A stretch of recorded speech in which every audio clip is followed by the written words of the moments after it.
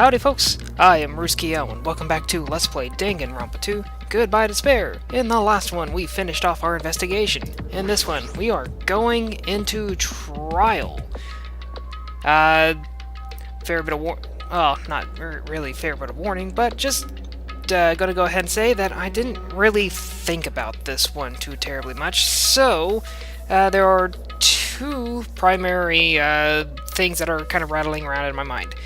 The first being when Hajime walked in the movie theater the first time, found someone hanging at the stage, but did not see Hiyoko.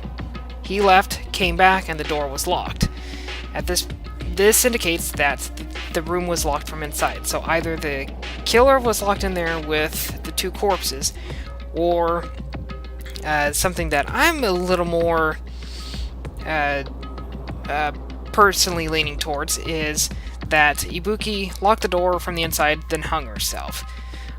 Thing is, if that's the case, then what the heck did Hajime see when he walked in? The second being that, why was Hiyoko killed?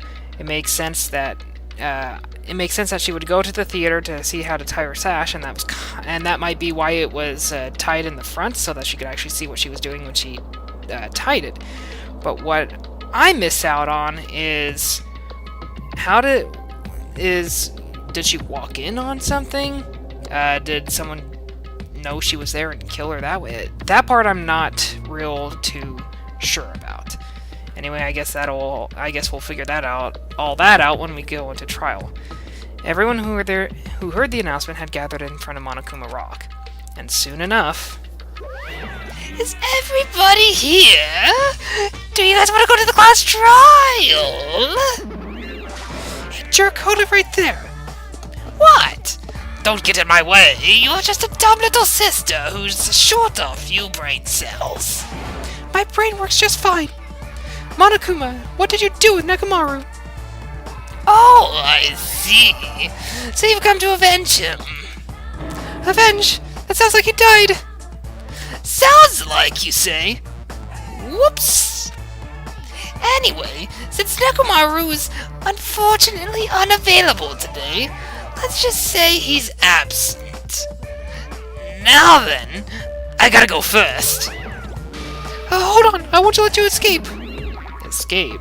It sounds like he won't tie you up again, like every time. Hey, did you hear what he said? Don't worry about it. There's no way Nekomaru is dead. He's just trying to piss us off. Of course he's not dead. There's no way. Not in a million years. More importantly, it's best if we worry about ourselves for now. If something happens here, every one of us except Nekomaru will die. Well, wouldn't they technically kill him as well? I would think they would. Well, why are you so excited about that? Who knows? Maybe I'm just looking forward to seeing poetic justice prevail. What are you saying, fiend? Oh, you'll find out soon enough. He knows. He knows what happened, huh? Well then, smarter than me. Then let's go. Alright, let's hurry up and get this over with. You're right. Well, let's just get straight to it, because, I don't know. I don't think talking to everyone would have really revealed much of anything, other than just a bunch of filler text. We stepped onto well, maybe I should have talked with Chiaki. Shoot, oh well. She was a little upset with us. We stepped onto the escalator, ascended toward the gaping maw of Monokuma Rock, and that's when I suddenly noticed it. I noticed our lined up silhouettes keep getting smaller and smaller. But I can't turn back now. If I turn back, I won't be able to press forward. Yeah, there's not a whole lot of us left. And when everyone was inside Monokuma Rock, down, down, down the elevator went.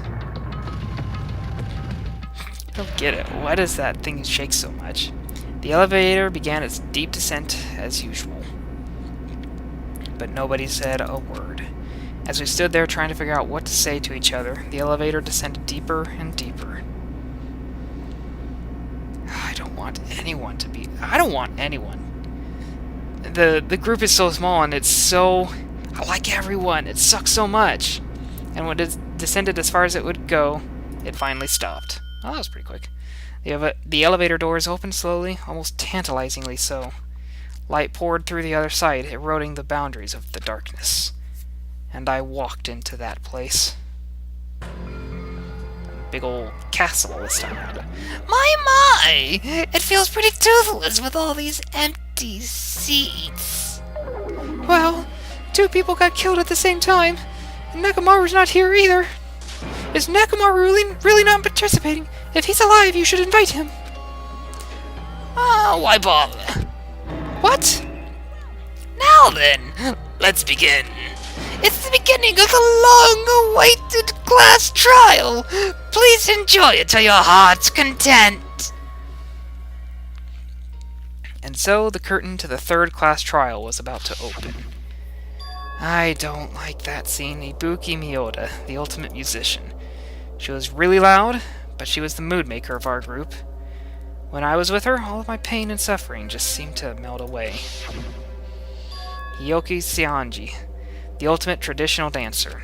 Just from looking at her adorable face, you'd never know she was actually selfish and foul-mouthed. But she was trying to change herself, and she was desperately trying to come to terms with Mahiru's death. The person who killed those 2 is among us. I definitely can't believe it. Wow, there's not much of these people left, is there? But whether I believe it or not is irrelevant. Unless I figure out the truth, I won't be able to escape from this hell. That's why I must find out, no matter the cost, for our sake, for our friend's sake, for Ibuki and Hiyoko's sake. And so the curtain to the 3rd class trial was about to open. This life-threatening trial, billing with hope and despair, has begun. We'll just keep on going. Okay, so let me go ahead and... Well, okay, so I was looking at... Good God, I have a bunch of skill points. I was looking at... Is this... That's seriously only 4? Good God. Well, I mean, we'll activate it because I got nothing else really to do. So I was looking through the skills before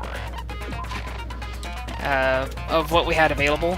Thing is, I don't know if I really want much of anything. I was thinking, oh, you know, I had Charisma listed as one of the ones that I wanted to get, but I don't have enough to purchase that. A lot of these others I'm not too terribly crazy about, at least as far as I remember. The only other ones I can really think of would be the blades and the swords, but I can't get the one that would really help out, or I can't get the more expensive one, and this one feels like it would almost be a waste, since I'm so close. It's just, I don't know what to... Excuse me. I don't know what to do. Maybe I'll just go in with what I have. Despite the fact that I have all these hope fragments. You know what, give me a second. Let me flip through these skills just to see what there is. Maybe I'll change my mind. Alright, and as just a bit of a refresher course, let's just go ahead and sift through a lot of the evidence that we have on hand, which is we have the Monokuma file, which shows that Ibuki was effectively Ibuki was hanged, and Hiyoko had her throat slit. Okay, so Ibuki had blood on the soles of her slippers, indicating she was around Hiyoko's murder. Perfectly normal rope used for hanging Ibuki. I mean, nothing too crazy there. Key to the motel room inside Hiyoko's kimono, indicating that the killer had not known about it. Which, again, that kind of goes back to the only reason that I can think of Hiyoko getting killed at this point was more or less just wrong place at the wrong time, and that, you know, that's pretty crappy. Scrap of thick paper, which we found on the lighting baton. One thing that I don't know if I vocalized was this might be one of the reasons how Hiyoko was taped up so quickly. I'm thinking she was taped up the whole time. The only thing that happened was the killer, or Ibuki, had camouflaged the body with the big wallpaper before Hajime got there. When Hajime got there, saw whatever was hanging from the stage, went to go get people. They locked the door, tore the thick wallpaper down, exposing Hiyoko's body. We got the black curtain at the music venue, which doesn't quite fit the music venue. Brought in from the supermarket. Stepladder with blood on the handle, again indicating Ibuki climb. I would think Ibuki climbed the ladder, since her souls indicate she was present at the murder scene.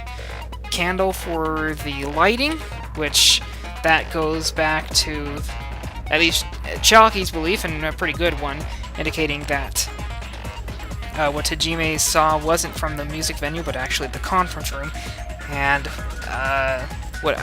one belief that I have is that what Hajime saw on the transmitter communications device was basically a show put on just to confuse the time and maybe even the order of deaths. That could mean that Hiyoko was killed first, Ibuki hung herself later, maybe it happened in the order that we think it happened, but at the very least, using the conference room and putting on the show would lead us to believe that they were killed at a different time, and if that's the case, virtually everyone's alibi doesn't matter. The surveillance camera uses smashed to bits at the music venue. See how that gets. The AC temperature set to heat in order to obscure the time of death. That kind of plays in with the whole put on the show in the conference room idea. Blood had been wiped off from the wood on the music venue. Strange glass. See this? I have no idea what this has to do with anything. This is just so weird to me. What was this adhesive doing between the door? Let's see, Makan's account. Let's see, she says up until the morning announcement, she was with Hajime. Afterwards, she went to the hospital to check on everyone, realized Ibuki was gone, rushed out, met up with Fuyuhiko. Let's see, the video shows a person in the gown, wearing the bag, climb the stepladder towards the nearest building. The other thing to notice is there is a fourth hospital gown and a second hemp bag. We learned that during the course of the investigation, but I don't think that ever got added to the truth bullets. Fuyuhiko's account, he met with Makan, they split up to search for Ibuki, they checked the movie theater and the alleyway, didn't find anyone. They were only separate for a short time before they came across Chiaki and Hajime at the motel. Sonya's account said that Hiyoko couldn't tie her own sash anymore, and that's when Sonya mentioned the mirror at the movie theater.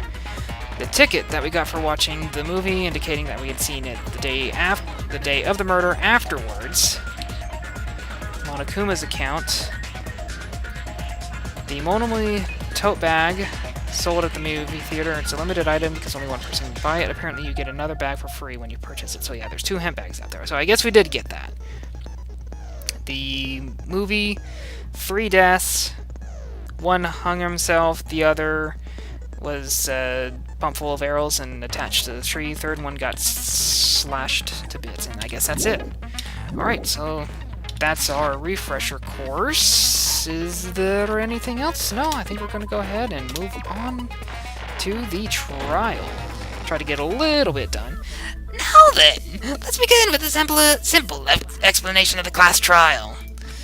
During the class trial, you will present your arguments for who the killer is and vote for who done it. If you vote correctly, then only the blackened will receive punishment. But if you pick the wrong person, I will punish everyone besides the blackened, and that person will earn the right to leave this island. Oh well, who cares about this boring explanation? Let's get on with it already. Well, I don't mind starting the trial, but I don't really have a grasp of how the case played out. What a weird filter. It's like this yellow filter. It's really strange. Did they put a filter? I don't remember them putting over a thematic coloring over the other trials. You know, because I was asleep the whole time. Huh. Even if you do grasp it, you're just gonna confuse the heck out of us, aren't you? But Nagito's not alone. I don't really get it either. You're fine. Your head's empty anyway. Empty head? What's wrong with that? Listen up, the emptier your head, the more dreams you can stuff inside it, you know. Anyway, we shouldn't proceed with the trial if those two can't participate in the arguments. Since he's the first witness, why don't we ask Hajime to explain the incident and the sequence of events? Okay, then let's start with when we split into the hospital team and the motel team, because of the disparities. The hospital team consisted of Nagito, Ibuki, and Akane, who were infected, and Mikan, Fuyuhiko, and myself. The other 5 on the motel team were myself, Gundam, Kazuichi, Chiaki, and Hyoko. Spending the night at hospital was prohibited, so Hajime and I had to sleep at our cottages. I woke up at my cottage on the day the incident happened. Mikan came by to wake me up and told me that Nagito had recovered from his symptoms. We immediately headed over to the hospital, and after we confirmed his recovery, I made Mikan rest in the on-call room since she hadn't slept all night, while I waited in the hospital lobby. And then, I saw the incoming signal light on the surveillance camera blinking before our scheduled time. When I pressed the button to turn on the monitor, what appeared on screen was a video of someone wearing a hospital gown and a hemp bag on their head, climbing a step ladder. Amazing! That's such a heart-pounding story. And then what did you do, Hajime? I tried to stop them, of course. I rushed out of the hospital and ran to where the video was being recorded, the music venue. But it was too late.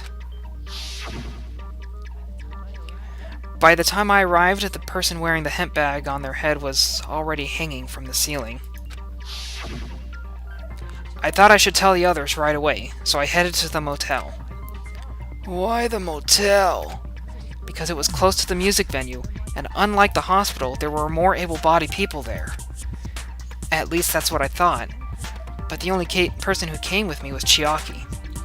But I remember feeling a little relieved, because not long after, we met up with Mikan and Fuyuhiko. We were also looking for the Bookies, and she disappeared from our sight. After I rested a bit, I started counting everyone at the hospital. And then, I noticed Ibuki was gone, so I sprinted out of the hospital. Coincidentally, I ran into Fuyuhiko, so I pled with him in various ways to see if he could help me out. Various ways? Don't say it like that and confuse people. After I heard from those two that Ibuki had disappeared, I had a feeling she was the person wearing the hemp bag. So I immediately led them to the music venue. But door wouldn't open. Since we had no other option, the 4 of us broke down door. And when that happened, we didn't just find Ibuki's body. We also found Hyoko's. And not just that, her body was taped to a pillar. That's when we heard the body discovery announcement. Not once, but twice in a row. And so, we decided to lower the hanged body, didn't we? When we removed the hemp bag, just as we feared, it was Ibuki. So that's how the case played out. Aw, thank you. I understood it very easily. Well, it's clear what the problem with this case is. When Hajime left music venue, who... Wait! How do I know anything Hajime just said is true? Huh? Oh, sorry. I'm only being impartial right now, and the story I just heard is clearly suspicious. Hajime, if you're the only one who saw the hanging video, and the first one to discover Ibuki's body, then you could be lying just as all you want right now, right? Lie? Why would I lie? Well, obviously, so you can make us ignore what might be an inconvenient truth for you. Do you doubt me? If you're not lying, I would like you to prove it. Come on, try to prove it to me. Prove you're not the killer. I kind of figured we'd get accused, but I was actually expecting Chiaki to accuse us. It's just as Kazuichi said. Nagito's the kind of guy who will just confuse us and make matters worse. God damn it! I should have explained it to Nagito. I'm in trouble now thanks to that. Alright, so, prove that we didn't kill any of them. Key, scrap of paper, surveillance camera unit, and the invitation ticket. Well, we'll go with the invitation ticket since we're going with the imitation killing. Hajime's testimony is clearly suspicious. If is Hajime's testimony really a lie? I don't think so. Then the fact that Ibuki hung herself, that would also be a lie. I don't think I can deny that possibility. After all, Hajime is the only witness. Let's see, is that true? It's me? Only me? Well, obviously, because he's the killer. Did Hajime kill both of them? You! I'm a witch? What? Who said I'm a witch?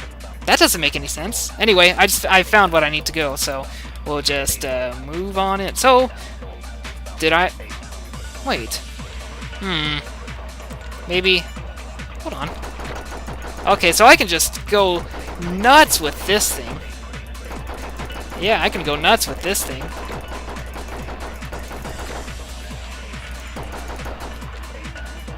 Jimmy killed both of them. Okay. Gotcha. I knew we'd be doing the imitation movie bit.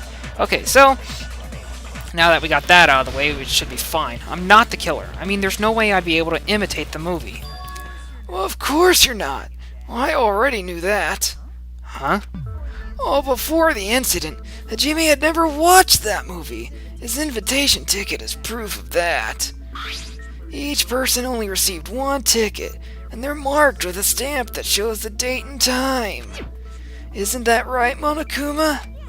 Yes! No mistakes there! Oh, which means there's no way Hajime, who never saw the movie, could commit murders that imitated it. And I've been going on for a little bit too long already, so I will just... Weird place to stop, I know, but we'll just continue on in the next one. I want to thank you guys for watching, and I will see you in the next one. Farewell.